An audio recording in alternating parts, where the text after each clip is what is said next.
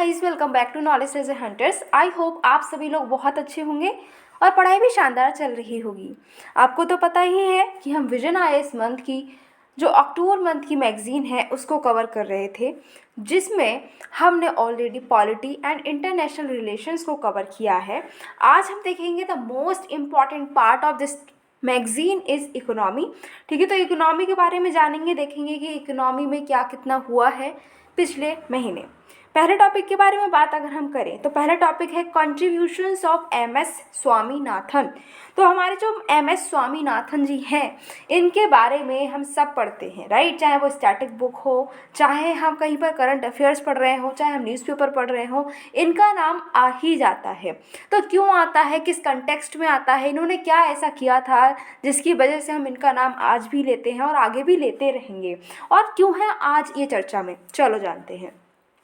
तो अगर हम एमएस स्वामीनाथन जी की बात करें तो अगर हम इनका पूरा नाम जाने, पूरा नाम है मनकोम्बू संबशिवन स्वामीनाथन। ठीक है, तो ये इनका फुल नेम है।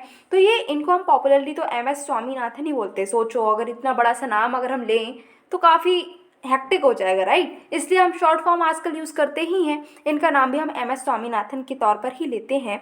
तो ये जो है इसलिए न्यूज़ में है क्योंकि इन्होंने बहुत ज़्यादा कंट्रीब्यूशन हमारी इकोनॉमी में किया है। हमारी इंडिया का जो आज का ये नया रूप देखने को मिल रहा है, कहीं ना कहीं इसके पीछे इनका ही कंट्रीब्यूशन है। लेकिन हुआ ये है कि अब ये हमारे साथ नहीं है। ठीक है, तो ये जो है अभी रिसेंटली ये पास अवे हो चुके हैं और इसीलिए इनके बारे में हम जान रहे हैं। तो कौन थे ये एमएस स्वामीनाथन जिन्होंने इतना बड़ा कंट्रीब्यूशन हमारी इंडिया को दिया था? क्या कंट्रीब्यूशन था उसको भी हम समझेंगे, उसको भी पढ़ेंगे, पर पहले हम इनके बारे में जानते हैं। तो एमएस स्वामीनाथन जी की अगर हम बात करें तो ये प्लांट जेनेटिसिस्ट थे। ठीक है, इनको हम कहते हैं कि जो हमारी इंडिया का ग्रीन रिवॉल्यूशन है, हम जानते हैं ना कि इंडिया में ग्रीन रिवॉल्यूशन आया था। तो जो इंडिया में ग्रीन रिवॉल्यूशन आया था उसके फादर कौन हैं? उसके फादर हम इन्हीं को मानते हैं फादर। और जो की आर्किटेक्ट हैं हमारी इंडिया के ग्रीन रिवॉल्यूशन के, वो कौन है? एमएस स्वामीनाथन जी ही है। ठीक है, और इनको हम फार्मर्स साइंटिस्ट भी बोलते हैं। हम कहते हैं कि ये सिर्फ एक ह्यूमन बीइंग नहीं है, सिर्फ ये प्लांट के जेनेटिस्ट नहीं है, सिर्फ ये ग्रीन रिवॉल्यूशन के फादर ही नहीं है, बल्कि जो फार्मर्स हैं हमारे इंडिया के उनके भी ये साइंटिस्ट हैं। ठीक है, इनको जो वर्ल्ड फूड प्राइज़ है, वो पहला वर्ल्ड फूड प्राइज़ किसको दिया गया था? तो आपको पता होना चाहिए कि जो फर्स्ट वर्ल्ड फूड प्राइज़ है वो एमएस स्वामीनाथन जी को ही दिया गया था, क्योंकि इन्होंने इंडिया में जो ग्रीन रिवॉल्यूशन आया था उसमें इन्होंने काफ़ी बड़ी अहम भूमिका निभाई थी, जिस वजह से इनको वर्ल्ड फूड प्राइज़ दिया गया, वो भी पहला वर्ल्ड फूड प्राइज़ 1987 में। ठीक है, सिर्फ इतना ही नहीं, इनको पद्म विभूषण, रमन मैग्सेसे अवार्ड और बहुत सारे नेशनल इंटरनेशनल अवार्ड्स भी दिए गए हैं। ठीक है, तो ये बात तो हो गई एमएस स्वामीनाथन जी की। अब देखते हैं कि ये इतने फेमस क्यों हैं, क्यों हमारे लिए इतने इंपॉर्टेंट पर्सनालिटी हैं, आखिर इन्होंने किया ही क्या ऐसा, चलो जानते हैं।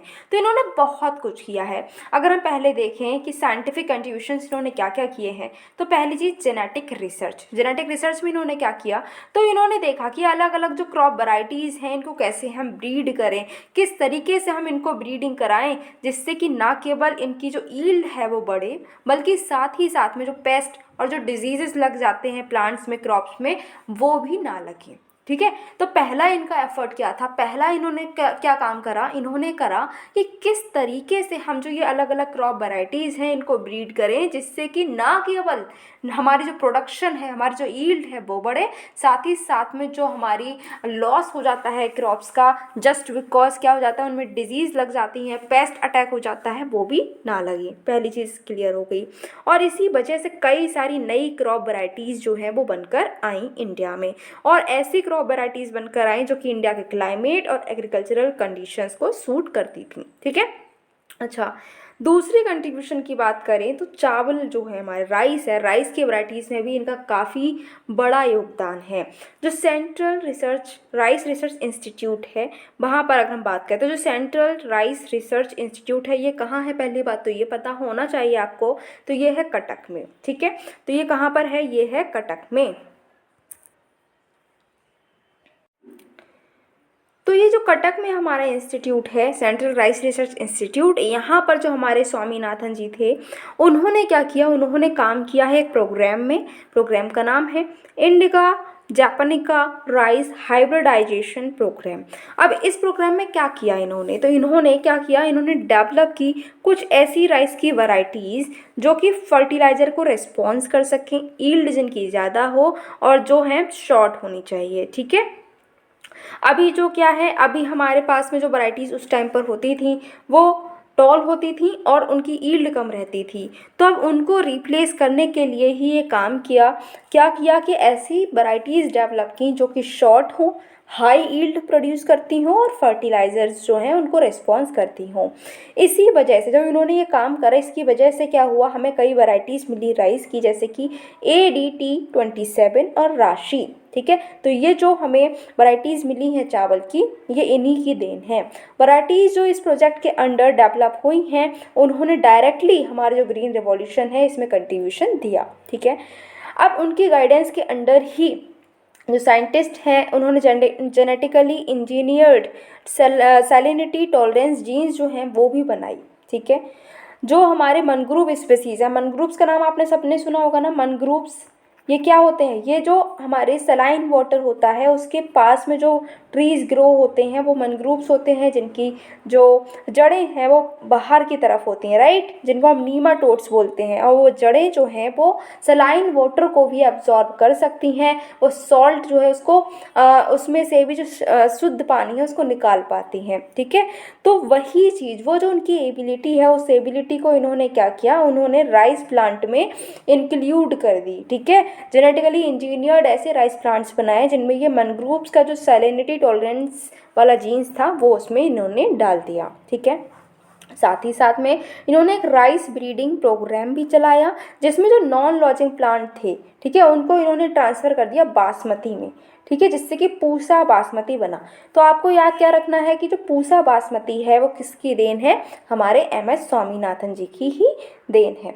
तो क्या सिर्फ चावल की वैरायटी में ही इन्होंने अपने काम करके दिखाया है? नहीं जी, इन्होंने वीट की वैरायटीज़ में भी काफ़ी सारे काम किए। क्या किया, जब चावल पे इन्होंने बहुत सारे काम कर दिए, इन्होंने जो है टॉलरेंट, जो हमारे पेस्ट टॉलरेंट राइस बना दिए, फर्टिलाइज़र को रेस्पॉन्स करने वाले राइस बना दिए, बासमती राइस बना दिए, सैलिनिटी वाटर में स्टैंड होने वाले राइस वैराइटीज़ बना दी। बहुत सारे जब राइस के वैरायटी में काम कर लिया तब इन्होंने जो फोकस है वो शिफ्ट कर दिया कहाँ पर, वीट की तरफ। ठीक है, अब क्या हुआ, इस समय इन्होंने क्या किया, उस समय तक क्या हो रहा था, जब इन्होंने इनका फोकस जब वीट की तरफ गया तो उस टाइम पर वीट के हालात क्या थे, तो उस टाइम पर जो वीट थे, हमारी वीट की वैराइटीज़ थी वो सब टॉल थी। ठीक है, और साथ ही साथ में ये क्या होती थी, ग्राउंड पर फैल जाती थी, बिछ जाती थी।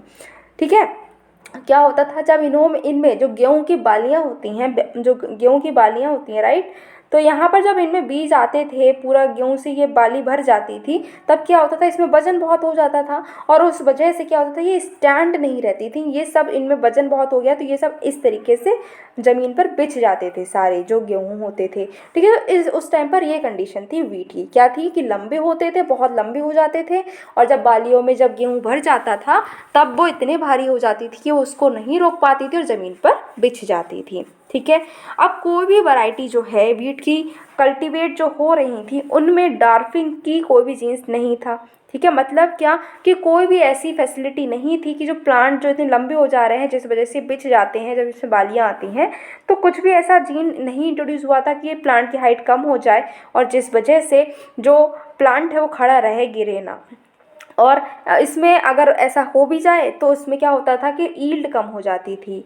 जो नई मैक्सिकन वीट डार्क वैरायटी थी उसमें नॉरेन जीन्स था। कौन सा जीन्स था? नॉरेन जीन्स, जो कि नॉर्मन बोर्लो ने डेवलप किया था। ठीक है, तो अब क्या हुआ कि हमारे जो स्वामीनाथन जी थे उन्होंने देखा कि अच्छा ये मैक्सिकन वीट जो है ये थोड़ा सा डार्क है, ये लंबा नहीं है। ठीक है, लंबा नहीं है और इसमें जीन्स है नॉरेन जीन्स, जो कि नॉर्मन बोर्लो ने डेवलप किया है। तो उन्होंने कहा कि ये जो जीन्स है नॉरेन जीन्स, इनका हम यूज़ कर सकते हैं। ठीक है, ये डार्क हैं, डिजीज़ भी इसमें नहीं लगती है, यील्ड भी ज़्यादा है। तो इन्होंने क्या किया, ये गए सीधे नॉर्मन बोर्लो के पास में, उनके पास में गए, उनसे कांटेक्ट किया। ठीक है, और साथ ही साथ में कुछ और रिसर्च भी की जिसकी वजह से इन्होंने एक सोनालिका और कल्याण सोना जैसी वैरायटी जो वीट की हैं वो डेवलप की।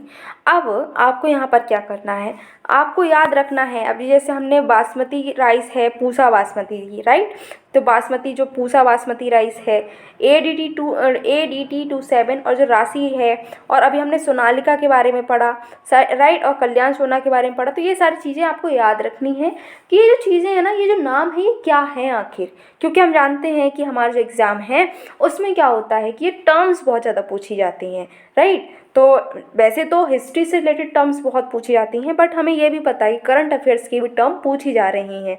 जैसे हल्वी वाला जो था ना, हल्वी हो कोई, ये क्या है, ऐसे ही ये भी पूछ सकते कि सोनालिका, कल्याण सोना, फिर ये जो पूसा है, ये क्या है, तो आपको पता होना चाहिए। फिर साथ ही साथ में इन्होंने वो चावल की बात की, इन्होंने गेहूं की बात की, आलू की भी बात की है, ठीक है। इन्होंने एक फ्रॉस्ट रेजिस्टेंट पोटैटो वैरायटी बनाई जिसको अलास्का फ्रॉस्टलेस बोलते हैं। अब सपोज करो कि ये अलास्का फ्रॉस्टलेस अगर आपसे एग्जाम में पूछ लिया जाए, तो आप तो बोलेंगे अलास्का फ्रॉस्टलेस तो कुछ क्लाइमेटिक चीज़ दिख रही है, ज्योग्राफी से रिलेटेड टर्म दिख रही है, तो आप ज्योग्राफी से रिलेटेड जो भी ऑप्शन होगा उस पर टिक करके चले आएंगे। बट अगर आपने ध्यान से पढ़ा होता तो आपको पता होता ये क्या है, एक पोटैटो की वैरायटी है जिसमें फ्रॉस्ट जो है, फ्रॉस्ट हो जाता है ना जो सर्दियों में होता है, तो उसका असर आलू पर नहीं होगा। फिर अब पार्टिसिपेटरी ब्रीडिंग, इन्होंने क्या किया, पार्टिसिपेटरी ब्रीडिंग को भी फॉस्टर किया, जिसमें फार्मर्स जो है वो नई लोकली अडाप्टेड वैरायटीज़ हैं उनको ग्रो करेंगी, ठीक है। तो ये तो हमने सारी चीज़ें देखी, साइंटिफिक इनके कंट्रीब्यूशंस क्या थे एग्रीकल्चर की फील्ड में। अब देखते हैं इकोनॉमिक इकोलॉजी में इनका क्या कंट्रीब्यूशन था। तो इनको यूएन जो यूनेप है, हमारा यूनेप एक बॉडी है, राइट। तो यूनेप जो है उसने हमारे जो MS स्वामीनाथन जी हैं उनको एक टाइटल दिया, क्या टाइटल दिया कि फादर ऑफ इकोनॉमिक इकोलॉजी, क्योंकि इन्होंने एवरग्रीन रिवॉल्यूशन मूवमेंट जो एग्रीकल्चर में चला रखा था, इस वजह से इनको ये टाइटल मिला। क्या टाइटल था, फादर ऑफ इकोनॉमिक इकोलॉजी। अब बात की जाए कि एवरग्रीन मूवमेंट इन्होंने इंडिया में चलाया, तो ये था क्या, इसके बारे में जाने। तो इनके एफर्ट्स थे एवरग्रीन रिवॉल्यूशन पे, जिसका मतलब है कि जो हमारा सिर्फ ग्रीन रिवॉल्यूशन नहीं करना है, हमको एवरग्रीन रिवॉल्यूशन करना है। मतलब क्या कि हमारी जो प्रोडक्टिविटी है वो बढ़ती जाए, उसमें इम्प्रूवमेंट हो, बट ध्यान रहे कि इकोलॉजी को कोई हार्म नहीं होना चाहिए। तो इकोलॉजी पर कोई असर ना पड़े, उसको कोई हार्म ना हो, और हमारी भी प्रोडक्टिविटी बढ़ जाए। ये जो चीज़ थी, ये जो थिंकिंग थी, ये जो काम हुए, ये बोलते हैं इसको हम एवरग्रीन रिवॉल्यूशन। अप्रोच की अगर हम बात करें तो ये एक अप्रोप्रिएट ब्लेंड है, बहुत सारी अप्रोचेस, सिर्फ एक अप्रोच की इसमें बात नहीं है, बहुत सारी अप्रोचेस को मिलाकर ये बना है। जैसे हमने इसमें organic farming, green agriculture, eco agriculture, agriculture based on effective micro organism, इन सारी की सारी जो हमारी अप्रोचेस हैं इन सबको मिलाया, इन सब की जो बेस्ट पार्ट्स हैं उनको इसमें हमने यूज़ किया है। इन्होंने कहा कि दो इकोलॉजी अप्रोच को अपनाना चाहिए, ठीक है, जिससे कि जो फार्मिंग टेक्नोलॉजीज़ हैं वो सस्टेनेबल तरीके से हमको उपलब्ध हो जाए। इनका आइडिया था 4Cs का। तो अगर आप मेंस का आंसर लिख रहे हैं तो ये आप ये जो टर्म है 4C, ये आप यूज़ कर सकते हैं। जैसे कि अब आपको पता होना चाहिए 4C आखिर हैं क्या। तो 4C में इन्होंने कहा कंजर्व करना है, कल्टिवेट भी करना है, कंज्यूम भी करना है, और उसको कॉमर्शलाइज भी करना है। मतलब क्या कि आप जो अगर कोई भी क्रॉप ग्रो कर रहे हैं, एग्रीकल्चर में जो भी काम कर रहे हैं, पहले तो आपको याद रखना है कि कंजर्वेशन करना है, हमें अपनी जो अर्थ है उसको बचाना है। फार्मिंग ऐसा ना कि इस तरीके से हम फार्मिंग कर दें कि हमारी जो इकोलॉजी पर बहुत बुरा असर पड़े, ऐसा नहीं करना है। कल्टीवेशन भी करनी है, ऐसी नहीं कि हमको अब खेती ही नहीं करनी है कि अपना जो काम है छोड़ दे क्योंकि इकोलॉजी पर इम्पैक्ट पड़ जाएगा, ऐसा भी नहीं करना। अब जो कल्टीवेट किया है, जो प्रोड्यूस हमें मिला है, उसको कंज्यूम भी करना है, साथ ही साथ में इतना हमें प्रोड्यूस करना है कि कंजम्पशन के बाद में भी इतना पैसा बचे, इतना प्रोड्यूस बचे कि हम उसको बेच भी सकें, ठीक है। ये इनकी अप्रोच थी। फिर हम बात करते हैं टेक्नोलॉजिकल अडॉप्शन की।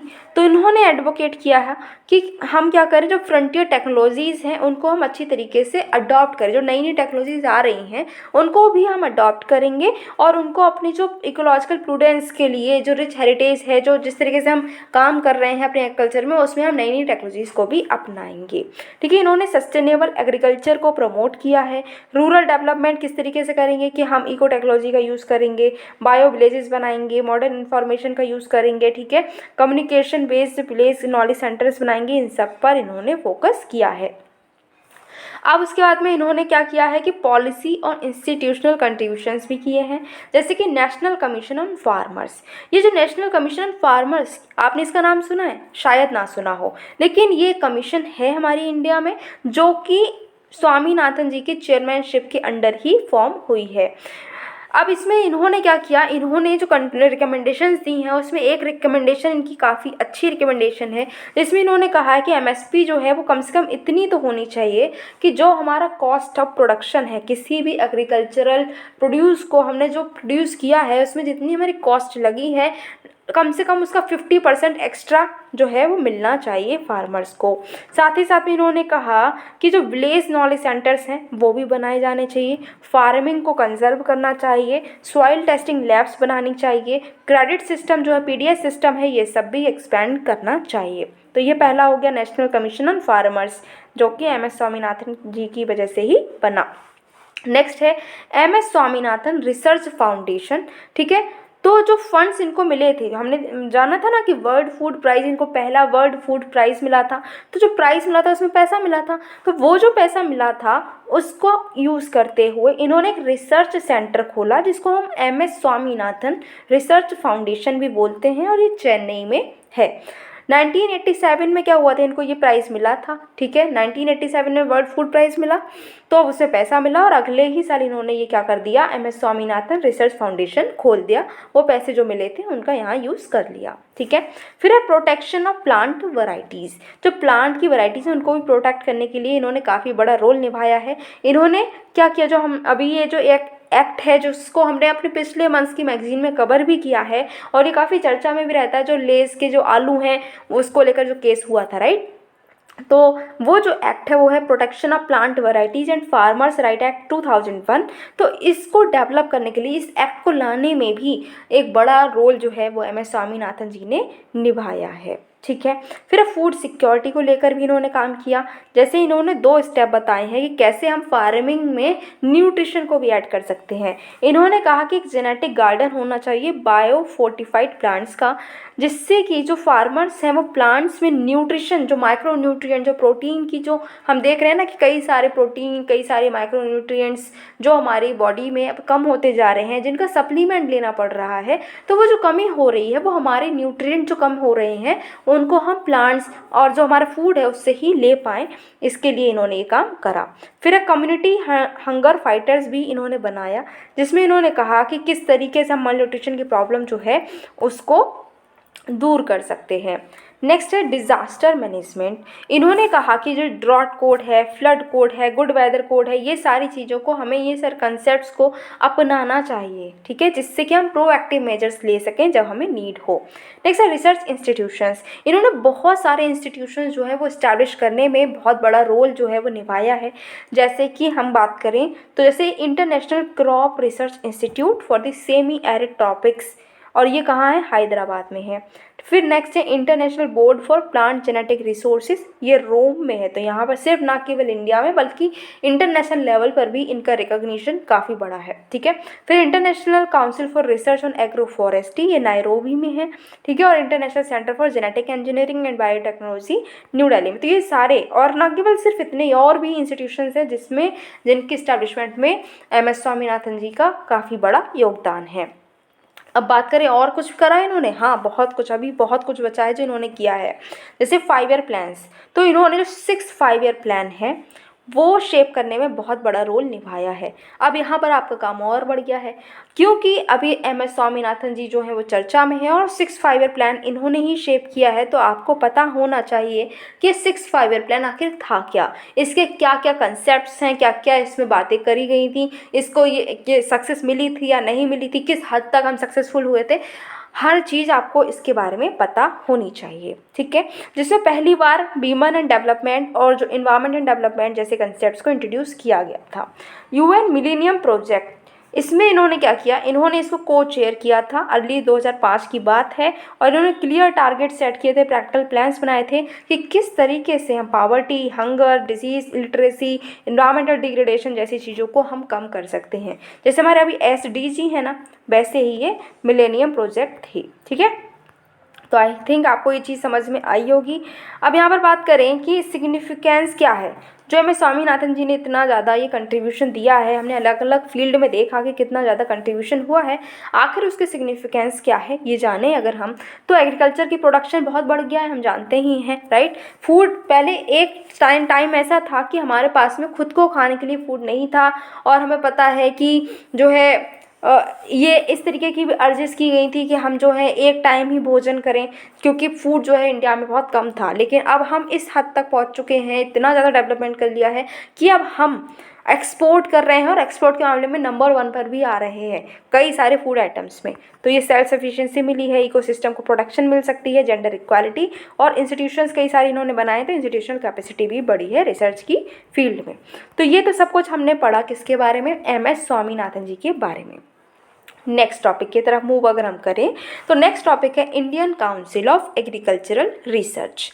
क्यों है चर्चा में, चलो जानते हैं। तो अभी क्या हुआ है, एक इंटरनेशनल रिसर्च कॉन्फ्रेंस हुई है, किस टॉपिक पर हुई है, तो टॉपिक जो है वो है फ्रॉम रिसर्च टू इम्पैक्ट। सिर्फ रिसर्च ही नहीं करना है, एक इम्पैक्ट भी लेकर आओ, toward just and resilient agri food system. तो एक हमें जस्ट और रिजिलियंट एग्री फूड सिस्टम बनाना है, जिसके लिए ना केवल रिसर्च बल्कि इम्पैक्ट भी लेकर आओ। इस टॉपिक पर एक इंटरनेशनल लेवल पर कॉन्फ्रेंस हुई है, जो कि होस्ट की है किसने, Indian council of agricultural research and consultative group on international agricultural research ने, ठीक है। तो अब हम जान लें पहले कि ये आखिर है क्या, Indian council of agricultural research क्या है आखिर, जिसने ये कॉन्फ्रेंस लॉन्च अभी की थी, होस्ट की थी। तो ये न्यू दिल्ली में है, ठीक है, ministry of agriculture and farmers welfare के अंडर ये आती है। पहले इसको हम imperial council of agricultural research बोलते थे। ये हमारी आज़ादी से पहले ही इस्टेब्लिश हो चुकी है 1929 में, ठीक है। और ये सोसाइटीज़ रजिस्ट्रेशन एक्ट 1860 के अंतर्गत रजिस्टर्ड सोसाइटी भी है, ठीक है। अच्छा जी, अपेक्स बॉडी है जो कोऑर्डिनेट करती है, गाइड करती है, मैनेज करती है रिसर्च एंड एजुकेशन एग्रीकल्चर की फील्ड में, ठीक है। अच्छा, अब इसका रोल क्या है, किस तरीके से हम एग्री फूड सिस्टम को और बेटर और रिजिलियंट बना सकते हैं। इसमें ICAR जो हमारी ये काउंसिल है, इसका क्या रोल है अगर हम इसको जानें, तो क्रॉप वैरायटीज़, पहली बात क्या करी गई है, इसने एक की रोल निभाया है ग्रीन रिवॉल्यूशन में। इसने नई नई हाई यील्डिंग वैरायटीज़ जो है अलग अलग क्रॉप्स की वो डेवलप की। जैसे कि राइस में अगर हम बात करें, चावल की बात करें, तो जया क्या है, एक चावल की वैरायटी है, ठीक है, जो इंडिया में रिलीज़ की गई थी। फिर स्वर्णा, पूषा, बासमती 1121 जो कि वर्ल्ड का सबसे लंबा बासमती राइस भी है। तो अगर आपसे पूछ लिया जाए कहीं पर, ये जो वनडे एग्जाम है उसमें तो आ सकता है ये कि वर्ल्ड का जो लॉन्गेस्ट बासमती राइस है वो कौन सा है, आपको पता होना चाहिए, पूषा बासमती 1121, ठीक है। वीट की वैराइटीज़ की बात करें तो HD 2967, DVW 187, HD 3086, और फ्रूट की वैरायटी जैसे आम्रपाली है, पोमग्रेनेट है, भगवा है, ये सारी चीज़ें जो हैं इसमें काफ़ी बड़ा रोल है ICAR का। सीड प्रोग्राम्स की बात करें तो ICAR ने क्या किया है, सीड्स को डिपॉजिट किया है स्वालवोर्ड ग्लोबल सीड वर्ल्ड में सेफ्टी डुप्लीकेट्स के तौर पर। जीनोमिक्स की बात करें तो इन्होंने नेशनल जीन बैंक भी न्यू दिल्ली में बनाया है, जो कि दुनिया का सेकेंड लार्जेस्ट जीन बैंक है, ठीक है। इसमें लगभग 450,000 से भी ज़्यादा क्या है क्रॉप स्पीसीज़ यहाँ पर सिक्योर हैं। अब ICAR जो है इसने पार्टनरशिप निभाई है ग्लोबल जीनोम सिक्वेंसिंग में, किस किस वैरायटीज़ की, तो राइस, व्हीट, टोमेटो और पोटैटो की, ठीक है। इनकी क्या करी जा रही है, जीनोम सिक्वेंसिंग की जा रही है, ठीक है। साथ ही साथ में पिजन पी, जूट, मैंगो और फिशेस की भी सिक्वेंसिंग इन्होंने कर ली है।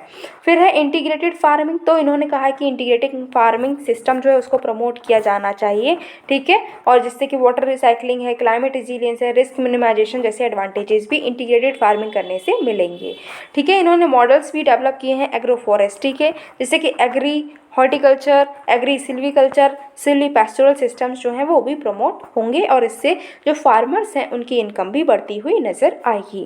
प्रोडक्टिविटी को इम्प्रूव करने के लिए जो है इन्होंने क्या किया, इंडिजीनियस जो ब्रीड्स हमारे कैटल्स की उनको भी इन्होंने उनकी प्रोडक्टिविटी को भी इम्प्रूव किया है। कैसे, फील्ड प्रोजेनी टेस्टिंग की है, सिलेक्शन इंडिजीनियस ब्रीड जैसे साहिवाल काव है, थारपारकर बुल है, गिर कैटल है, बन्नी बफेलो है, कांक्रेज काव है, इन सब का इन्होंने क्या किया है, ब्रीडिंग जो है कराई है।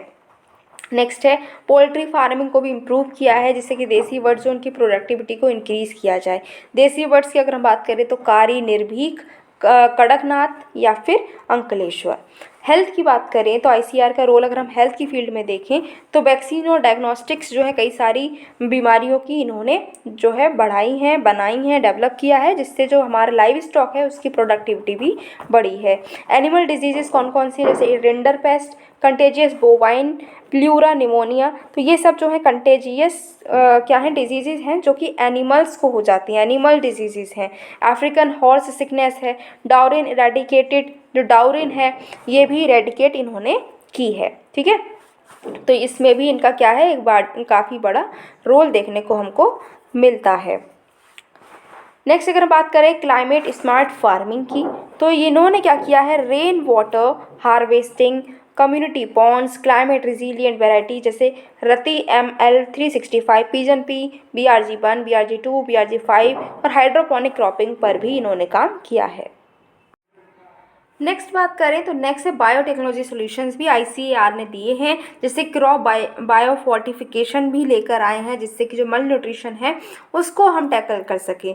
कई सारी जो हमारी क्रॉप्स हैं जिसको बायो फोर्टिफाई किया जा रहा है, मतलब कि जो एडिशनल न्यूट्रिएंट्स है वो भी ऐड किए जा रहे हैं, जिससे कि जो काफ़ी सारी जो माइक्रो न्यूट्रिएंट्स की कमी देखने को मिलती है हमारे जो ह्यूमन बींग्स हैं, हमारी जो पॉपुलेशन है उसमें देखा है कि काफ़ी ज़्यादा माइक्रो न्यूट्रिएंट्स की कमी है, तो उसको यहाँ पर टैकल किया जाएगा। पूसा डिकम्पोजर जो है वो भी इन्होंने डेवलप किया है। अब हम देखते हैं ना, अभी अगर आप न्यूज़पेपर को ज़रा ही फॉलो करें तो आपको पता होगा स्टबल बर्निंग काफ़ी बड़ी प्रॉब्लम है। ठीक है, तो ये पराली जो जिसे बोलते हैं, तो उसके लिए क्या लेकर आए, पूसा डिकम्पोजर, जिससे कि जो पराली है उसको जलाया ना जाए, एयर पोल्यूशन ना हो, उसको डिकम्पोज कर दिया जाएगा। ठीक है, फर्स्ट क्लोन्ड बफेलो भी पूरी दुनिया में पहली बार जो है वो डेवलप की गई है, और सिर्फ इंडिया ने ही ऐसा करके दिखाया है। प्रथम जो है वर्ल्ड की first in vitro fertilized buffalo cow है। ब्लू रिवॉल्यूशन की अगर हम बात करें तो केज कल्चर को इन्होंने प्रमोट किया है, मतलब कि एक high density low volume fish farming system है, जिसमें प्रोडक्टिविटी पर यूनिट बढ़ती ही जाती है। ठीक है, इन्होंने एक इकोसिस्टम हेल्थ इंडेक्स को भी डेवलप किया है, जिससे कि कोस्टल इकोसिस्टम को मॉनिटर करेंगे।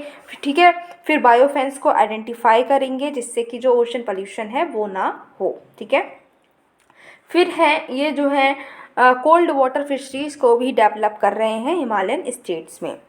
नेक्स्ट क्या करेंगे, तो एग्रीकल्चरल मैकेनाइजेशन में भी इनका काफ़ी बड़ा रोल है। इन्होंने कई सारी टेक्नोलॉजीज़ इन्होंने डेवलप की हैं, जिससे कि जैसे कि हम बात करें मिलेट मिल इन्होंने बनाई है, ड्रोन रिमोट सेंसिंग बनाया है, मल्च लेइंग मशीन्स भी इन्होंने डेवलप की है।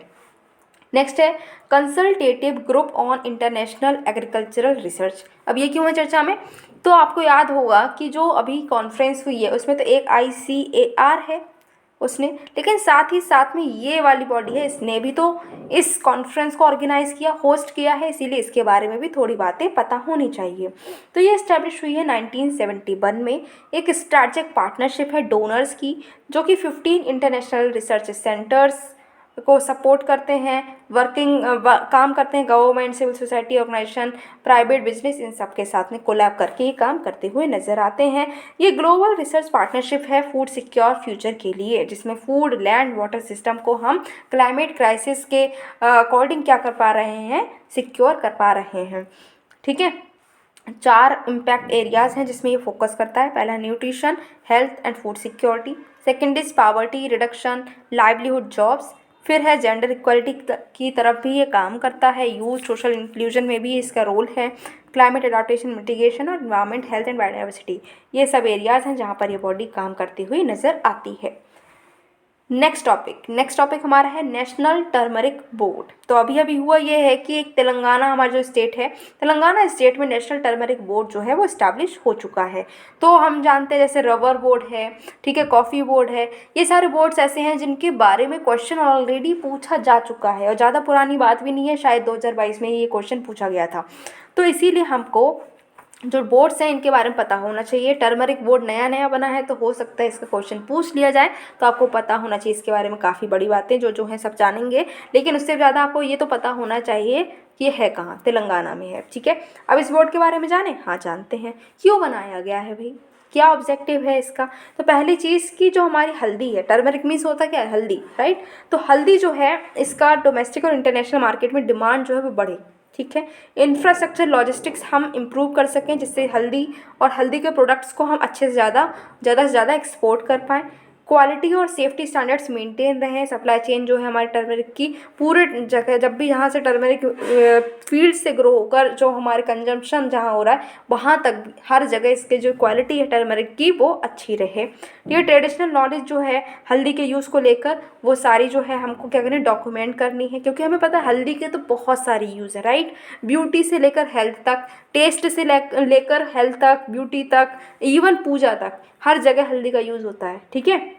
इवन कभी कभी तो जो कपड़े हैं उनको डाई करने के लिए भी हल्दी का यूज़ होता है। तो हल्दी का यूज़ बहुत सारी जगह पर है। तो इस हल्दी का कितने सारे यूज़ हो सकते हैं, जो ट्रेडिशनली कितने यूज़ हो रहे हैं, वो जितनी भी नॉलेज है ना उस सबको डॉक्यूमेंट कर देना चाहिए, क्योंकि जितने ज़्यादा यूज़ निकल के आएंगे उतनी ज़्यादा हल्दी की डिमांड होगी और हल्दी की बिक्री होगी, ठीक है। अब है इससे क्या होगा, स्टडीज़, क्लिनिकल ट्रायल्स हम कर रहे हैं, मेडिकल, हेल्थ और वेलनेस, जिससे कि टर्मरिक की प्रॉपर्टीज़ जो हैं वो कौन कौन सी, इस पर भी ट्रायल्स चलते रहते हैं, ठीक है। अब बोर्ड में कौन कौन होगा, तो बोर्ड में एक चेयरपर्सन होंगे जो कि सेंट्रल गवर्नमेंट द्वारा सिलेक्टेड होंगे।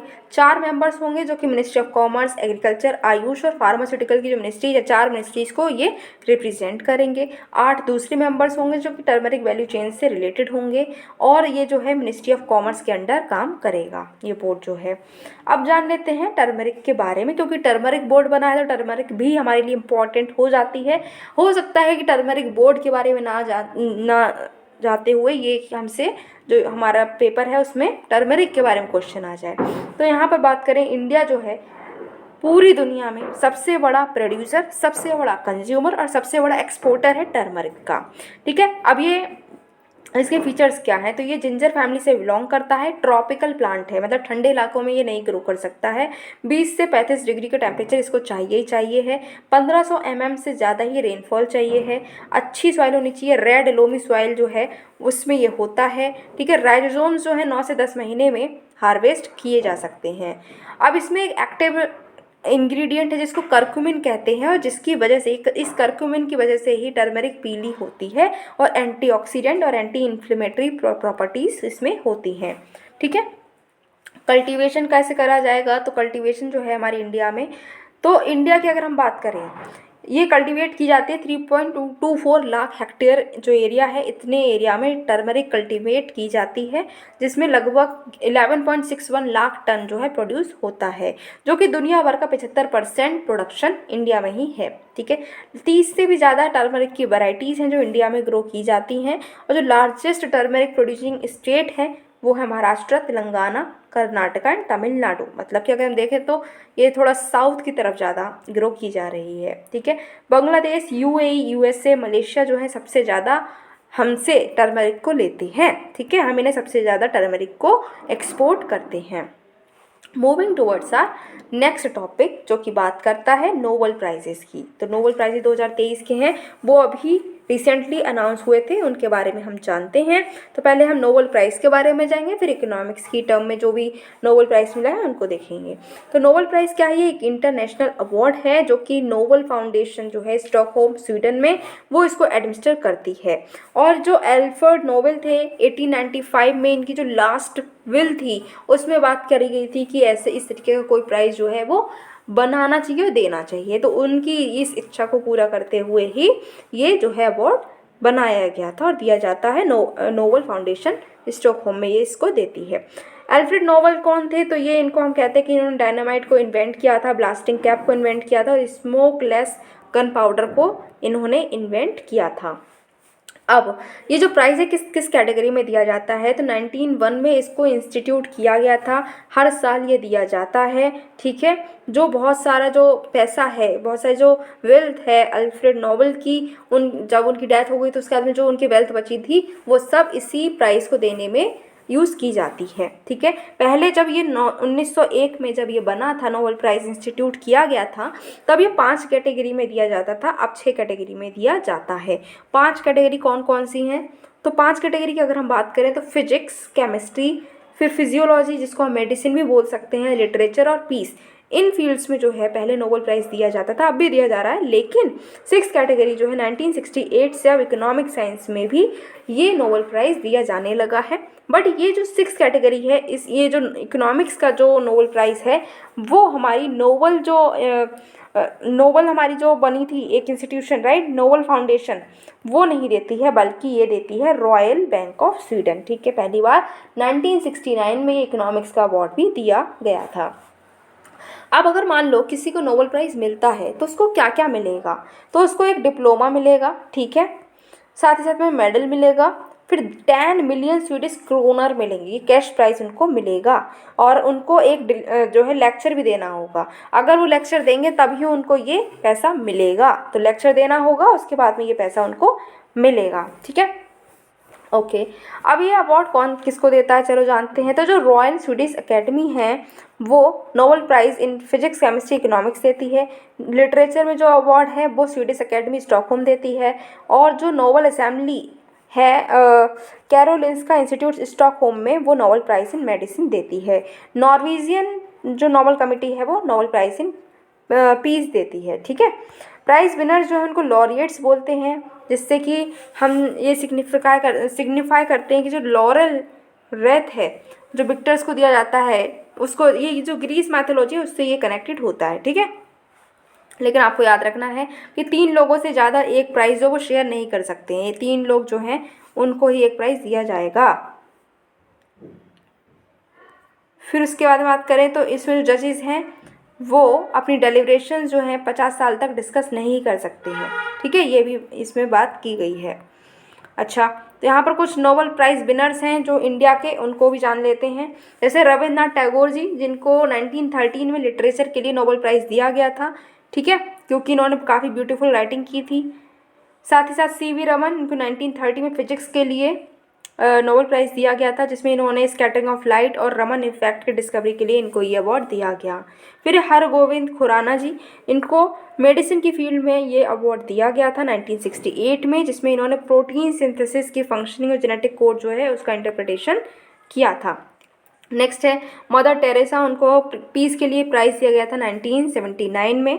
फिर है सुब्रमण्यम चंद्रशेखर जी, इनको फिजिक्स के लिए 1983 में अवार्ड दिया गया, जिसमें इन्होंने देखा कि जो स्टार्स हैं इनका स्ट्रक्चर कैसा है, इनका इवोल्यूशन कैसा है, ये सारी चीज़ें इन्होंने देखी थी। फिर अमर्त्य सेन, इनको इकोनॉमिक्स के लिए दिया गया है 1998 में, जिसमें इन्होंने वेलफेयर इकोनॉमिक्स की बात की है। फिर उसके बाद अगर हम बात करें तो वेंकट रमन कृष्णन, ठीक है, इनको केमिस्ट्री के लिए 2009 में ये अवार्ड दिया गया है, जिसमें इन्होंने राइबोसोम का स्ट्रक्चर और फंक्शन की बात की है। कैलाश सत्यार्थी, इनको 2014 में नोबेल प्राइज़ दिया गया है पीस के लिए, जिसमें इन्होंने जो चिल्ड्रन है उनका सप्रेशन हो रहा है, यंग पीपल और जो चिल्ड्रन का राइट है एजुकेशन को लेकर, इन सब की बातें की हैं। अभिजीत बनर्जी को 2019 में ये अवार्ड दिया गया है इकोनॉमिक्स के लिए, जिसमें इन्होंने ग्लोबल पॉवर्टी किस तरीके से हटाई जा सकती है उसके लिए काम किया है। अब क्योंकि हम इकोनॉमी का आज सेशन ले रहे हैं तो इकोनॉमिक्स में जो नोबेल प्राइज़ मिला है उसके बारे में बात करते हैं। तो अभी जो इकोनॉमिक्स में नोबेल प्राइज़ मिला है वो मिला है वीमेन इन लेबर फोर्स को लेकर। ठीक है, तो ये जो अवार्ड है ये 2023 में दिया गया है क्लॉडिया गोल्डन के लिए। ठीक है, तो क्लॉडिया गोल्डन को क्या मिला है, इकोनॉमी का नोबेल प्राइज़ मिला है, क्योंकि इन्होंने जो वीमेन की लेबर मार्केट आउटकम्स है उसकी अंडरस्टैंडिंग को दर्शाया है। ठीक है, तो ओवर द पास्ट सेंचुरी हम देखें तो जो वीमेन है पेड वर्क में काम कर रही हैं तो उनका जो नंबर है वो बढ़ता जा रहा है, ट्रिपल हो गया है। कई सारी हाई इनकम कंट्रीज़ में बहुत सारी वीमेन हैं जो काम कर रही हैं, उनका प्रोपोर्शन ट्रिपल हुआ है, और इस वजह से जो बिगेस्ट सोसाइटल और इकोनॉमिक चेंजेस हैं लेबर मार्केट में देखे जा रहे हैं। लेकिन अभी भी वीमेन जो है उनका नंबर तो बढ़ा है, काम वो कर रही हैं, लेकिन अभी भी कई सारी चीज़ें हैं जो हमें ध्यान देने की ज़रूरत है, जिसमें एक चीज़ है कि जेंडर डिफरेंसेस बहुत ज़्यादा हैं। ठीक है, तो क्लॉडिया गोल्डन की जो रिसर्च है उसने हमें एक नया इंसाइट दिया है वीमेन के हिस्टोरिक और कंटेम्प्रेरी रोल्स का, कि लेबर मार्केट में वो क्या रोल निभा रही हैं, क्या दिक्कतें फेस कर रही हैं, सब कुछ इन्होंने बताया है। तो स्टेटस क्या है जेंडर डिफरेंसेस का, अगर हम ग्लोबल स्टेटस की बात करें तो अराउंड 50% वीमेन जो हैं वो पेड एम्प्लॉयमेंट में हैं, वहीं पर मैन की बात करें तो 80% मैन हैं। ठीक है, तो यहाँ पर क्या कहा जा रहा है कि जो पेड एम्प्लॉयमेंट है उसमें वीमेन का रोल कितना है 50%, और मैन जो है वो 80% है। वहीं पर साउथ एशिया की बात करें तो सिर्फ 25% ही वीमेन जो है वो लेबर मार्केट में पार्टिसिपेट करती हैं। इंडिया का स्टेटस देखें तो इंडिया में जो लेबर फोर्स पार्टिसिपेशन रेट है फीमेल्स का वो 24% है और मेल्स का है 73.6%। ठीक है। वल्नरेबल एम्प्लॉयमेंट क्या होता है, इसका मतलब है कि लोअर लेबर इनकम मिल रही है, सेल्फ एम्प्लॉयमेंट है जिसमें हमको इनकम बहुत कम हो रही है, जॉब सिक्योरिटी भी नहीं है। ठीक है। फिर यू शेप्ड रिलेशनशिप है, मतलब क्या कि इसमें इन्होंने कहा है कि जो डेवलपमेंट है और फीमेल लेबर फोर्स पार्टिसिपेशन है, इसका ऐसा नहीं है कि डेवलपमेंट बढ़ेगा तो हमारा जो ग्राफ है वो इस तरीके से आएगा, नहीं, ऐसा नहीं होगा। जब डेवलपमेंट बढ़ेगा तो ये यू शेप चलेगा, पहले जो है लेबर फोर्स का पार्टिसिपेशन कम होगा फिर धीरे धीरे बढ़ता हुआ जाएगा। ठीक है, ये चीज़ इन्होंने दिखाई है। इन्होंने कहा कि जो वीमन का लेबर फोर्स पार्टिसिपेशन है पूरे इस कंट्री में हाई है क्योंकि वो ज़्यादातर एग्रीकल्चर में काम कर रही हैं, मिडिल इनकम कंट्री में लो है और फिर इसके बाद हाई इनकम कंट्री में फिर से बढ़ता जा रहा है। अर्निंग गैप्स की बात अगर हम करें तो वीमन जो है इंडिया में वो कम अर्न कर रही हैं मैन के मुताबिक। ठीक है। अच्छा, उसके बाद अपॉर्चुनिटीज़ की अगर हम बात करें तो वीमन जो है उनको फॉर्मल एम्प्लॉयमेंट जो है काफ़ी कम मिलता है, ये भी बात सामने आई है। अब कौन कौन से ऐसे फैक्टर्स होते हैं जो कि फीमेल के लेबर फोर्स पार्टिसिपेशन को इन्फ्लुएंस करते हैं, तो पहला है यू शेप्ड कर्व। ठीक है। पहले ये कंक्लूड किया गया था कि एक क्लियर पॉजिटिव एसोसिएशन है कि इकोनॉमिक ग्रोथ ज़्यादा होगी तो वीमन जो है वो पेड एम्प्लॉयमेंट में ज़्यादा होंगी, बट ऐसा नहीं है। ठीक है, ऐसा बिल्कुल भी नहीं है। इसमें इन्होंने कहा कोई भी हिस्टोरिकली कंसिस्टेंट एसोसिएशन नहीं है वीमन का पार्टिसिपेशन का और इकोनॉमिक ग्रोथ का। नेक्स्ट है सोशल नॉर्म्स। देखो क्या होता है कि मैरिज हो जाती है, लड़कियों की शादी हो जाती है, उसके बाद में उनको जो है घर की जिम्मेदारियां आ जाती हैं, उसके बाद में वो उनको पेरेंट की भी जिम्मेदारी निभानी पड़ती है। ठीक है। तो उनकी जब बच्चे हो गए तो उनको बच्चों की भी देखभाल करनी है, फैमिली की देखभाल करनी है। इस वजह से होता ये है कि जो अगर पहले जॉब शादी से पहले अगर वो जॉब करती भी थी तो शादी के बाद बहुत सारी ऐसी फीमेल होती हैं जो जॉब छोड़ देती हैं क्योंकि उनको अपनी मैरिज रिलेटेड जो भी जिम्मेदारियाँ हैं वो निभानी पड़ती हैं। तो ये फैक्टर भी है एक जो कि उनको लेबर मार्केट से दूर रख रहा है। नेक्स्ट है टेक्नोलॉजिकल इनोवेशंस भी ऐसे हो रहे हैं, जैसे कि अगर हम बात करें कंट्रासेप्टिव पिल जो है जो ये आ गई, इस वजह से क्या होता है वीमन जो है मैरिज और चाइल्ड बर्थ में थोड़ा डिले कर रही हैं। पहले जो है बहुत अर्ली एज में क्या हो जाता था, उनकी शादी हो जाती थी और अर्ली एज में बच्चे भी हो जाते थे, बट अब क्योंकि थोड़ी टेक्नोलॉजी एडवांस हो चुकी है, कंट्रासेप्टिव पिल्स आ चुकी हैं, तो वो अपना किस टाइम पर उनको वो रेडी हो हैं, ठीक है, चाइल्ड बर्थ के लिए उस टाइम को वो खुद डिसाइड करती हैं। ठीक है। इस वजह से थोड़ा डिले भी हो जाता है चाइल्ड बर्थ और मैरिज को भी अब थोड़ा डिले ही वो कर रही हैं, इस वजह से उनका एजुकेशन बढ़ा है, करियर प्रोस्पेक्ट्स भी बढ़े हैं। ठीक है।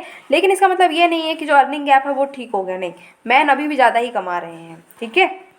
फिर है मंथली पे सिस्टम जो है, इकोनॉमिक ग्रोथ हो गई है, एजुकेशन भी बढ़ गई है वीमन में। ठीक है। उनका प्रोपोर्शन जो है वर्किंग में पे के लिए वो भी बढ़ा है, लेकिन अभी अर्निंग गैप बहुत ज़्यादा है। 1930 से 1980 तक जो गैप था अर्निंग गैप वो ही आज हमें देखने को मिल रहा है, क्योंकि क्या हो रहा है, पीस वर्क कॉन्ट्रैक्ट्स अबेंडन कर दिए गए हैं। मॉडर्न पे सिस्टम जो इस तरीके से है, मंथली पेमेंट मिल रहा है और इस वजह से हम देख रहे हैं कि अभी अर्निंग गैप वैसा का वैसा ही है। पेरेंटहुड का भी इफेक्ट होता है। हम कहते हैं कि जो बच्चा है उसको जो पेरेंटहुड देना है वो उसमें ज़्यादा जिम्मेदारी फीमेल की रखी गई है, जिस वजह से मेल तो काम करने चले जा रहे हैं बट फीमेल काम करने भी जा रही है, उसको घर की जिम्मेदारियां निभानी है और उसके बाद में बच्चे हैं तो उनको भी देखना है, उनको भी सही परवरिश देने की जिम्मेदारी उन पर ही है। तो इस वजह से उनका जो प्रोडक्टिविटी है वो कम होती जा रही है। क्या कर सकते हैं हम, तो हम ये कर सकते हैं, असेसमेंट करना होगा, पॉलिसी मेकर्स जो है उनको देखना होगा कि क्या क्या रुकावटें हैं और किस तरीके से उनको दूर किया जाए जिससे वीमन जो है वो अपना फुल पोटेंशियल जो है उसका यूज़ कर पाए। नेक्स्ट है कलेक्टिव एक्शन लेने की ज़रूरत है प्राइवेट और पब्लिक सेक्टर के लीडर्स को, जिससे कि वीमन जो है उसको एक जेंडर पैरिटी पर लाकर रखा जाए। फिर इन्वेस्टमेंट्स, ठीक है, वीमन को इक्वल एक्सेस देना चाहिए इन्फॉर्मेशन की, एजुकेशन की, हेल्थ केयर की, जिससे क्या है जो जेंडर पैरिटी है उसमें भी थोड़ी कमी देखने को मिलेगी। ठीक है।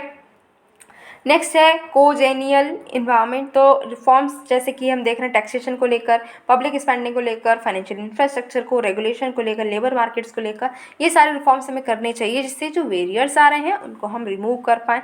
जो सोशल नॉर्म्स हैं उनको भी टैकल करने की ज़रूरत है, जो जेंडर डिस्क्रिमिनेशन होता है उसको भी हमें हटाने की ज़रूरत है। ठीक है। माइक्रो फाइनेंस हमें वीमेन के लिए प्रोवाइड करने की ज़रूरत है, उनको लोन्स देने की ज़रूरत है, जिससे कि वो अगर कोई स्टार्टअप करना चाह रही हैं या फिर अपना बिजनेस शुरू करना चाह रही हैं तो वो आराम से कर सके। अब हमें जेंडर डिफरेंस को क्यों रिड्यूस करना है, क्या नीड है? तो सबसे पहली बात, सोसाइटी का रिसोर्सेज है उसका हम इफ़िशिएंट यूज़ कर पाएँ, इकोनॉमिक एफिशिएंसी बढ़ेगी, लेबर की प्रोडक्टिविटी बढ़ेगी, इनकम बढ़ जाएगी, और जो हमारे सस्टेनेबल डेवलपमेंट गोल हैं उनको भी हम अचीव करेंगे। ठीक है, वीमेन जो है उनका अगर हम वर्क फोर्स में कैसे इवोल्यूशन हुआ है, या आप मेंस में इसको ड्रॉ कर सकते हैं। जैसे मैरिड वीमेन जो हैं वर्क में, फिर एग्रीकल्चर में है, उसके बाद में इंडस्ट्री में आई, उसके बाद में सर्विस सोसाइटी में, और फिर वो आराम से अब जो है हाई पेड जॉब्स में भी काम कर रही हैं। मेजर्स क्या क्या लिए गए हैं जिससे कि जेंडर गैप है उसको हम रिड्यूस कर सकें? तो एक कोड है सोशल सिक्योरिटी पर 2020 में आया है, जिसमें हम पेड मटर्निटी लीव्स जो है वो 26 वीक्स की देते हैं वीमेन को। ठीक है, क्रीच फैसिलिटी, अगर जहाँ पर 50 से ज़्यादा एम्प्लॉयज़ हैं उस फैक्ट्री में क्रीच की फैसिलिटी भी दी जाती है। ठीक है, वीमेन वर्कर्स हैं उनको नाइट शिफ्ट जो है उसमें भी परमिट किया जा रहा है, लेकिन सेफ्टी मेजर्स भी प्रोवाइड किए जा रहे हैं।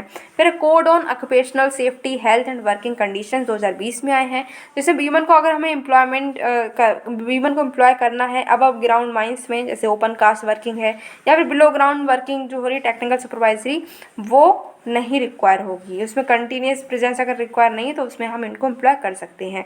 वेजेस का कोड भी आया है जिसमें डिस्क्रिमिनेशन नहीं किया जाएगा, और ट्रेनिंग और स्किल डेवलपमेंट के लिए भी कई सारे प्रोग्राम्स चलाए जा रहे हैं। अब आते हैं अपनी न्यूज़ इन शॉर्ट्स में, तो देखते हैं क्या क्या टॉपिक्स हैं जो हमें थोड़ा सा जिनके बारे में नॉलेज होनी चाहिए बट इम्पॉर्टेंट है। जैसे कि periodic labour force survey report आई है 2022 से 23 की, इसको लॉन्च कौन करता है? तो इसको लॉन्च किया जाता है NSSO के द्वारा। 2017 में ये लॉन्च हुई है, जिसका की ऑब्जेक्टिव है कि हम एस्टिमेट करें कि कितना एम्प्लॉयमेंट हुआ है, कितना अनएम्प्लॉयमेंट हुआ है हर साल। ठीक है, शॉर्ट टाइम इंटरवल जो है वो 3 महीने का होता है अर्बन एरियाज़ के लिए, जिसको हम करंट वीकली स्टेटस में गिनते हैं। ठीक है, यूजुअल स्टेटस और जो हमारा करंट वीकली स्टेटस है रूरल और अर्बन एरिया का, हर साल इसको हम कैलकुलेट करते हैं। की इंडिकेटर्स क्या क्या यूज़ किए जाते हैं, तो ये आपको पता होना चाहिए। चलो जान लेते हैं। पहला है लेबर फोर्स पार्टिसिपेशन रेट, तो परसेंटेज कितने लोग लेबर फोर्स में हैं जो कि काम देख रहे हैं या फिर जिनके लिए काम अवेलेबल है, और टोटल पॉपुलेशन कितनी है। तो टोटल पॉपुलेशन में कितने लोग ऐसे हैं जो लेबर फोर्स में हैं या फिर काम ढूंढ रहे हैं या फिर काम मिल चुका है, ये जो प्रोपोर्शन, ये जो रेशियो है, इसको हम बोलते हैं लेबर फोर्स पार्टिसिपेशन रेट। ये इंपॉर्टेंट है, आपको ये चीज़ें पता होनी चाहिए। ठीक है, फिर है वर्कर पॉपुलेशन रेशियो, मतलब कि एम्प्लॉयड पर्सन कितने हैं, कितने लोग ऐसे जो काम कर रहे हैं टोटल पॉपुलेशन में। फिर है अनएम्प्लॉयमेंट रेट, मतलब कि कितने पर्सन्स ऐसे हैं जो अनएम्प्लॉयड हैं। किस में से देखेंगे, टोटल पॉपुलेशन में से? नहीं, बिल्कुल नहीं, हम देखेंगे लेबर फोर्स में से। ठीक है, फिर एक्टिविटी स्टेटस, ये डिटरमाइन किया जाता है कि कितनी एक्टिविटीज़ परसू की गई हैं पर्सन्स के द्वारा एक स्पेसिफाइड टाइम पीरियड में। यूजुअल स्टेटस क्या है, जो कि 365 दिन का रेफरेंस पीरियड होता है, उसको हम यूजुअल स्टेटस कहते हैं, और करंट वीकली स्टेटस 7 दिनों का पीरियड होता है।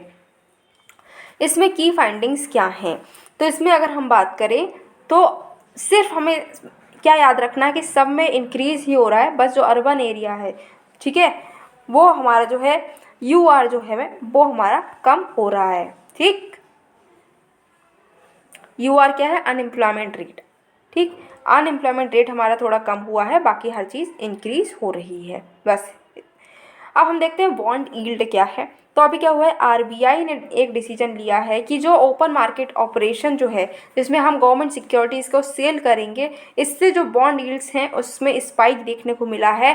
बॉन्ड यील्ड सबसे ज़्यादा बढ़ती हुई नज़र आई हैं, क्योंकि RBI ने क्या किया है, ओपन मार्केट ऑपरेशन में गवर्नमेंट सिक्योरिटीज़ को बेचा है। तो गवर्नमेंट सिक्योरिटीज़ को बेचा, इससे बॉन्ड यील्ड्स बढ़ी हैं। ठीक है, RBI जो है ओपन मार्केट ऑपरेशंस को यूज़ करता है, जिससे जो रुपये की लिक्विडिटी कंडीशन है उसको हम क्या कर सकें, मेंटेन कर सकें।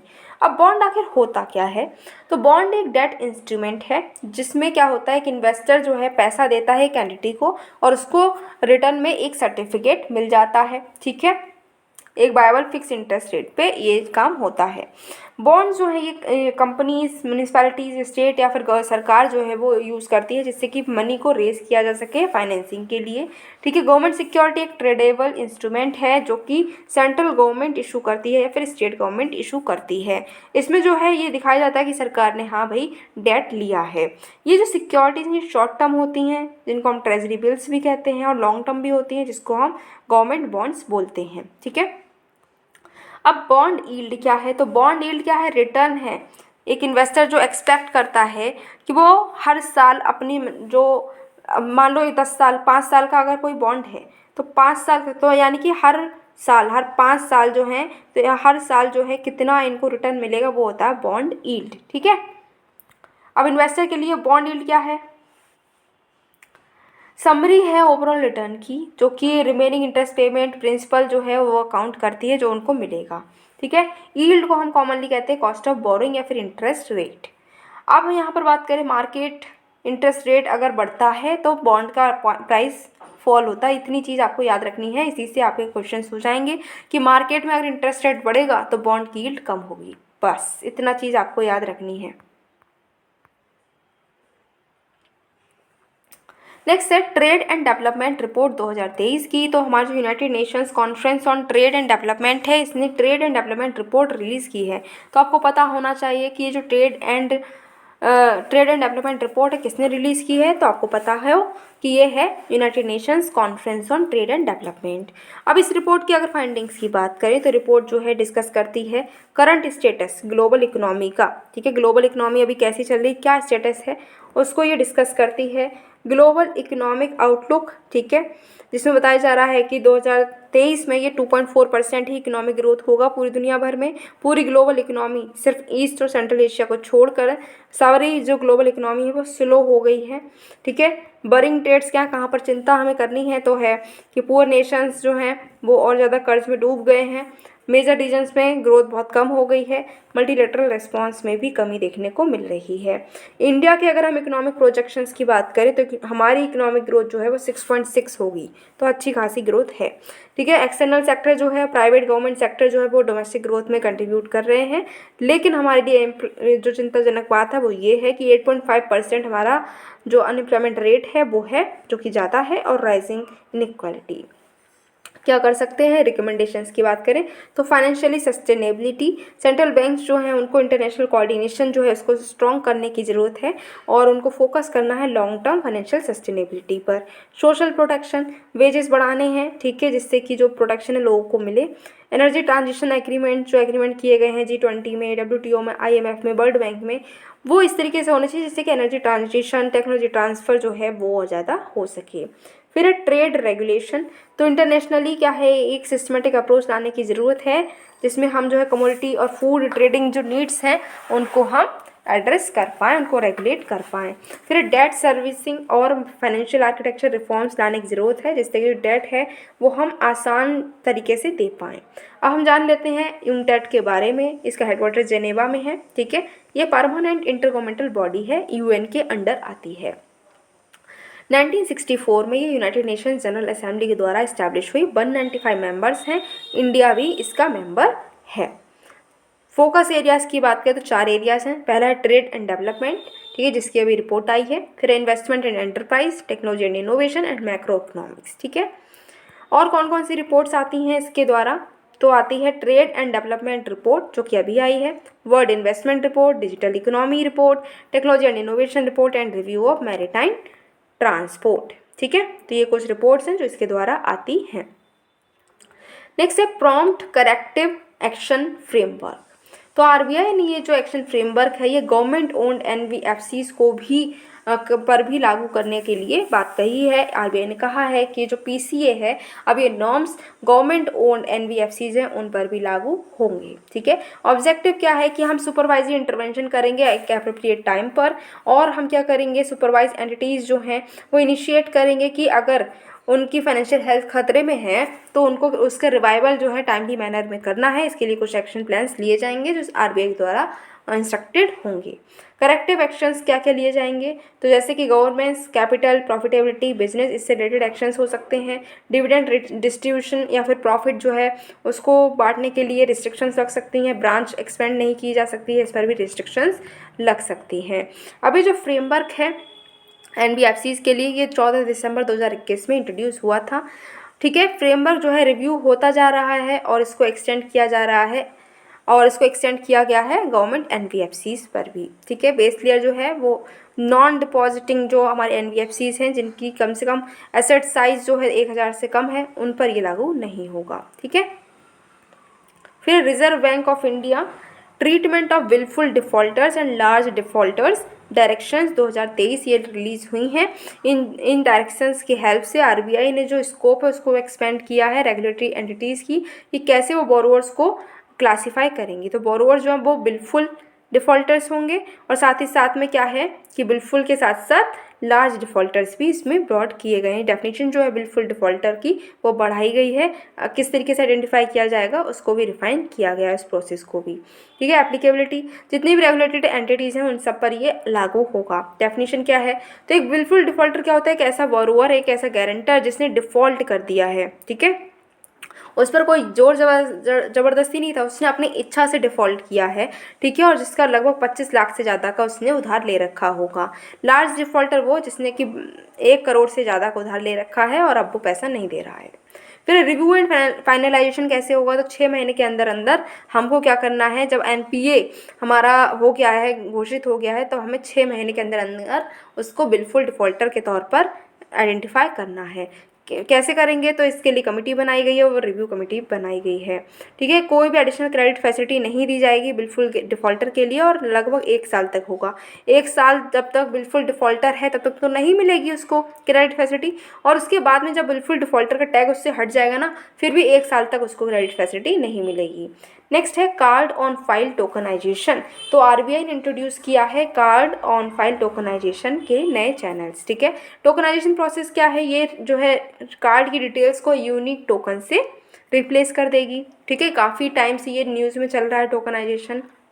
इससे जो ऑनलाइन परचेजेस हैं उसमें जो हम कोड डालते हैं उसका टोकन डालना पड़ेगा, ना कि रियल जो हमारा कोड है वो डालना पड़ेगा। इससे हमारी जो ऑनलाइन पेमेंट है वो सिक्योर हो जाएंगी। 2022 से ये इम्प्लीमेंटेड हैं। ठीक है, अब यहाँ पर डायरेक्टली क्या हो रहा है कि नया जो प्रपोजल है इसमें कहा गया है कि जो हमारा कोड है, टोकन जो है हमारा, वो डायरेक्टली इशूअर बैंक लेवल पर हम इंट्रोड्यूस कर सकते हैं। ठीक है, इससे डुप्लीकेशन नहीं होगा टोकनाइजेशन का। नेक्स्ट है 52nd जीएसटी काउंसिल की मीटिंग अभी हुई है। तो यहाँ पर कहा गया है कि डिस्ट्रिक्ट मिनरल फाउंडेशन ट्रस्ट जो हैं वो गवर्नमेंट अथॉरिटीज़ हैं और उनको वही एग्जेम्पशंस मिलेंगे जो गवर्नमेंट अथॉरिटीज़ को मिलती हैं जीएसटी से। जीएसटी रेट जो है 28% से 5% कर दिया गया है मोलासिस पे, जिससे कि जो पेमेंट है वो फास्ट हो जाएंगे शुगर केन फार्मर्स को। फिर एक्स्ट्रा न्यूट्रल अल्कोहल जो है, जो अल्कोहलिक लिकर के लिए बनाने में यूज़ होता है ह्यूमन कंजम्पशन के लिए, उसको जीएसटी से बाहर रखा गया है। ठीक है, ये हाईली कॉन्सेंट्रेटेड अल्कोहल होता है और ये फार्मास्यूटिकल परफ्यूम्स टॉयलेटरीज में यूज़ होता है।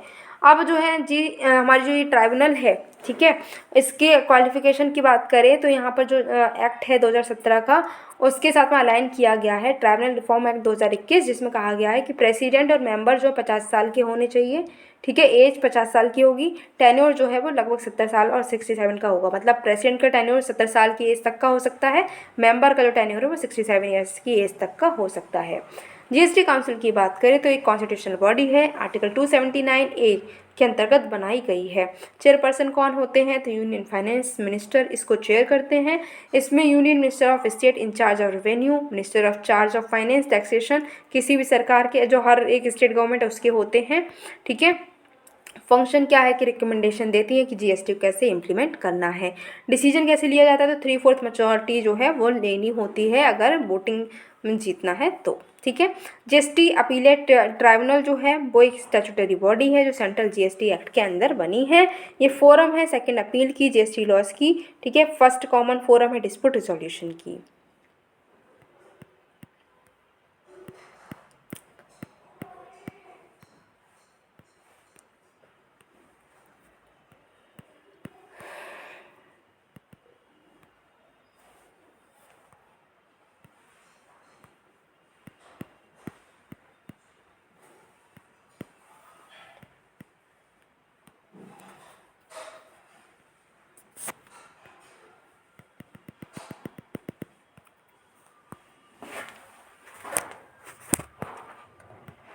नेक्स्ट बात करें तो नेक्स्ट है national investment and infrastructure fund, जिसको हम NIIF बोल रहे हैं। तो अब ये जो NIIF है, national investment and infrastructure fund, इसने कोलैबोरेशन कर लिया है जापान की बैंक से। ठीक है, इंटरनेशनल कोऑपरेशन के लिए, जिसमें $600 मिलियन जो है इंडिया जापान फंड बनेगा। ये जो फंड है इसमें जो जापान है और गवर्नमेंट है, ये इन्वेस्टर्स के तौर पर काम करेंगे। ये गवर्नमेंट ऑफ इंडिया ने इसको एंकर किया है। ये कोलैबोरेटिव इन्वेस्टमेंट प्लेटफॉर्म है इंटरनेशनल और इंडियन इन्वेस्टर्स के लिए। 3 फंड्स इसमें इस्टेब्लिश किए जाएंगे। एक है master fund, fund of funds and strategic opportunities fund. Next है IRDAI जो है, उसने बीमा वाहक गाइडलाइंस इशू की हैं। ये गाइडलाइंस का एम है कि बीमा सेंट्रिक डिस्ट्रीब्यूशन चैनल बनाया जाएगा, जिसे फोकस किया जाएगा कि जो इंश्योरेंस इंक्लूजन है वो बढ़े और जो हर गांव में अवेयरनेस है वो बढ़े। एम है कि हम एक्सेसिबिलिटी और अवेलेबिलिटी है इंश्योरेंस की, वो हर दुनिया हमारी कंट्री के हर एक कोने तक पहुंचाना चाहते हैं। अब बीमा वाहक का जो काम है वो क्या है, तो ना केवल हमें अवेयरनेस को क्रिएट करना है, ठीक है, साथ ही साथ में प्रपोजल फॉर्म्स को फिल करना, KYC प्रोसेस करवाना, कस्टमर की इंश्योरेंस पॉलिसी को इशू करना, ये सारे काम बीमा वाहक के ही हैं। और ये IRDAI की स्ट्रेटजी का ही एक पार्ट है, जिसमें हम इंश्योरेंस जो है सबको देना चाहते हैं। नेक्स्ट है क्रिटिकल एंड स्ट्रैटेजिक मिनरल। तो union cabinet approval, union cabinet है, उसने रॉयल्टी रेट्स जो है माइनिंग के 3 हमारे क्रिटिकल और स्ट्रैटेजिक मिनरल्स हैं, lithium, niobium and rare earth elements, इनकी माइनिंग के जो रॉयल्टी रेट्स हैं वो डिटरमाइन कर दिए हैं। क्रिटिकल मिनरल्स क्या होती हैं, तो क्रिटिकल मिनरल्स वो मिनरल्स हैं जो कि हमारी इकोनॉमिक डेवलपमेंट के लिए बहुत ज़रूरी हैं, हमारी नेशनल सिक्योरिटी के लिए ज़रूरी हैं। 2 पैरामीटर पे हम इनको जज करते हैं, एक तो इकोनॉमिक इंपॉर्टेंस कितनी है, दूसरी सप्लाई रिस्क कितना है, इनकी सप्लाई हो रही है नहीं हो रही है, क्या रिस्क है सप्लाई में, ये सारी चीज़ें हम इसमें देखते हैं। ऐसे जो रॉयल्टी रेट अप्रूवल है, इससे जो सेंट्रल गवर्नमेंट है वो ऑक्शन कर पाएगी इन क्रिटिकल मिनरल्स की के ब्लॉक्स का ऑक्शन अच्छे से हो पाएगा। मिनरल रॉयल्टी जो है इसका इकोनॉमिक रेट, ये इकोनॉमिक रेंट है जो कि सॉवरेन ओनर को मिलता है कि आप मिनरल को एक्सट्रैक्ट कर रहे हैं तो कुछ पैसा आपको सरकार को देना पड़ेगा, वो होता है मिनरल रॉयल्टी। जो सेकंड शेड्यूल है माइंस और minerals development and regulation act 1957 का, वो रॉयल्टी रेट्स से डील करता है। अगर ये स्पेसिफाई नहीं होते हैं तो जो एवरेज सेल प्राइस है उसका 12% जो होता है वो रॉयल्टी रेट, मिनरल रेट होता है, ठीक है। अभी बात करें तो लिथियम का 3% रखा है, नियोबियम का 3% और रेयर अर्थ जो एलिमेंट्स है उसका 1% रॉयल्टी रेट रखा गया है। अभी बात करें तो इंडिया की जो मिनरल रॉयल्टी रेट है वो दुनिया में सबसे ज़्यादा हाईएस्ट है, ठीक है।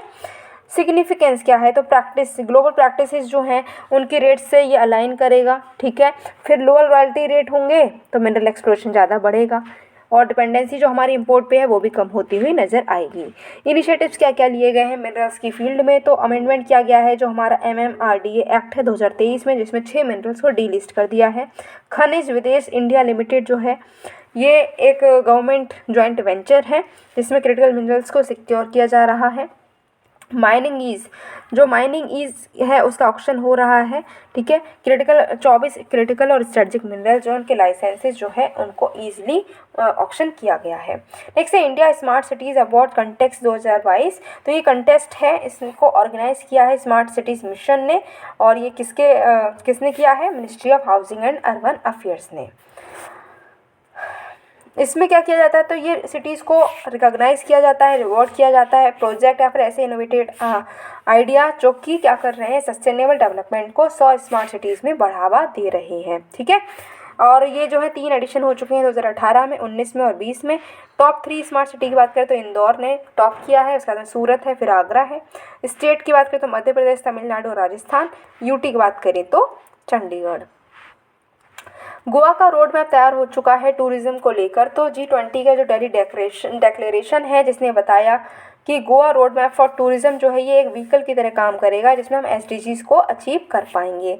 ये जो है आइडेंटिफाई करता है 5 प्रायोरिटी एरियाज़ को टूरिज्म में, जैसे कि ग्रीन टूरिज्म होना चाहिए, डिजिटलाइजेशन होना चाहिए, स्किल्स होनी चाहिए और tourism MSME and destination management. Delhi declaration ने और क्या बात की है, तो उसने कहा है ट्रैवल फॉर लाइफ इनिशिएटिव को भी लॉन्च किया है जो कहता है कि जो टूरिस्ट हैं और टूरिस्ट बिजनेसेस हैं उनको सिंपल एक्शंस लेने होंगे जिससे कि जो एनवायरनमेंट है उसको हम प्रोटेक्ट कर सकें।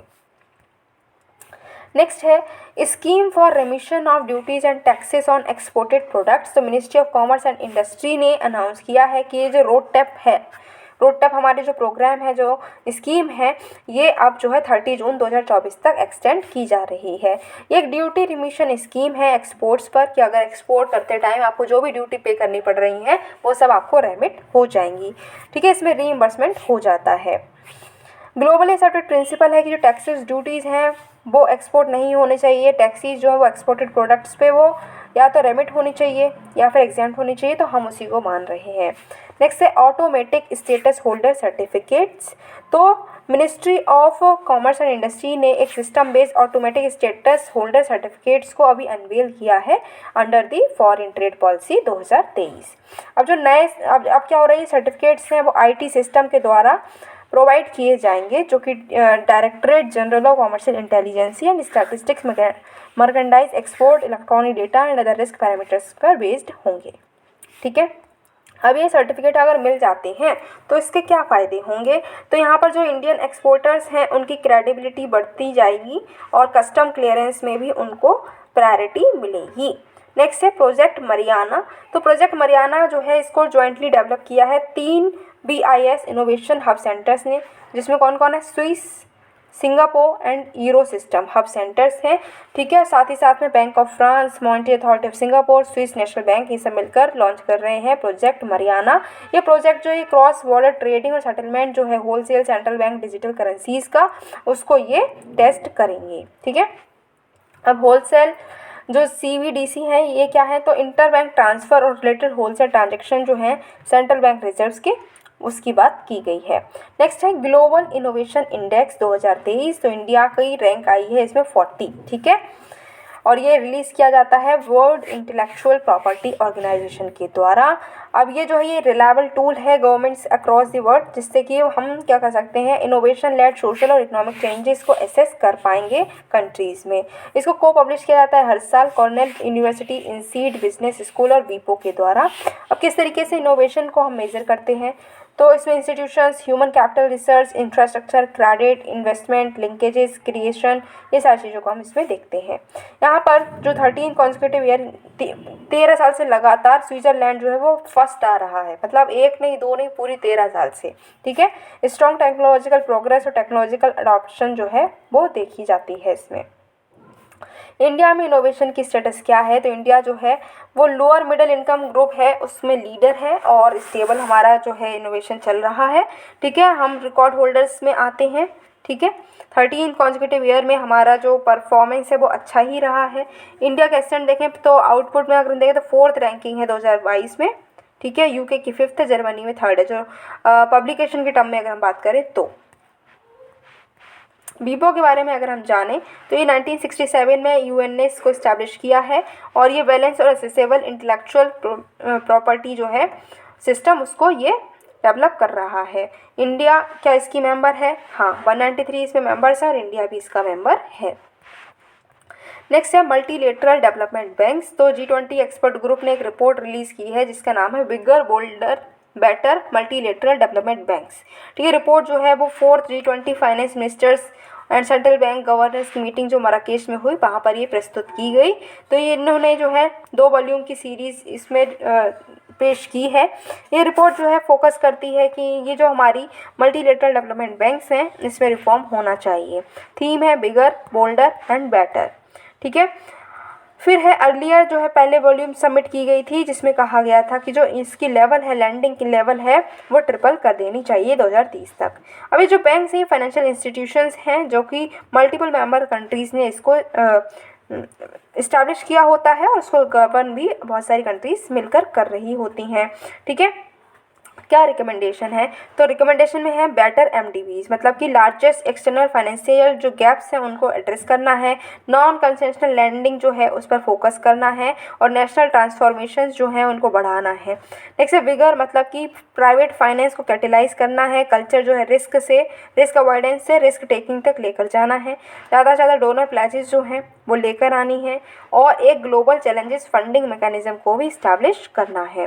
वोल्डर MDBs की अगर बात करें तो कास्केड प्रिंसिपल को अडॉप्ट करना है, मतलब कि पब्लिक सेक्टर बैंक्स जो हैं वो फाइनेंसिंग नहीं करेंगे, जो प्राइवेट सेक्टर फाइनेंस कर सकते हैं तो उनको प्राइवेट सेक्टर को ही फाइनेंस कर देना है। फिर इमर्जिंग मार्केट बॉन्ड इंडेक्स, तो JP मॉर्गन जो है वो इंडियन गवर्नमेंट बॉन्ड्स में ऐड कर रहे हैं अपनी बेंचमार्क EMBI में इंडियन गवर्नमेंट बॉन्ड्स को भी JP मॉर्गन ने ऐड किया है, जून 2024 से ऐड करेंगे। ये जो EMBI है यानी कि इमर्जिंग मार्केट बॉन्ड इंडेक्स, ये बेंचमार्क इंडेक्स है जिसमें टोटल रिटर्न परफॉर्मेंस को हम मेजर करते हैं इंटरनेशनल गवर्नमेंट या कॉर्पोरेट बॉन्ड्स की, जो कि एक स्पेसिफिक लिक्विडिटी और स्ट्रक्चरल रिक्वायरमेंट को मीट करते हैं। तो ठीक है, इंक्लूजन की अगर हम बात करें तो इससे क्या होगा, कंट्री की सॉवरेन बोरिंग कॉस्ट कम हो सकती है, करंट जो अकाउंट डेफिसिट है उसको फाइनेंस किया जा सकता है, लिक्विडिटी जो है वो फ्री कर सकते हैं डोमेस्टिक फाइनेंशियर्स के लिए, जिससे कि प्रोडक्टिव एसेट्स में लगाई जा सके और जो रुपये की डिमांड है वो बढ़ जाएगी। इसी के साथ साथ हमारे जो इकोनॉमी के जितने भी करंट अफेयर्स थे अक्टूबर मंथ के, वो हमने कंप्लीट किए हैं। आई होप आपको समझ आए होंगे, वीडियो पसंद आई होगी। अगर ऐसा है तो आपको क्या करना है, वीडियो को लाइक करना है, शेयर करना है, चैनल को सब्सक्राइब करना है, जिससे कि आने वाली वीडियो की नोटिफिकेशन आप तक पहुँच सके।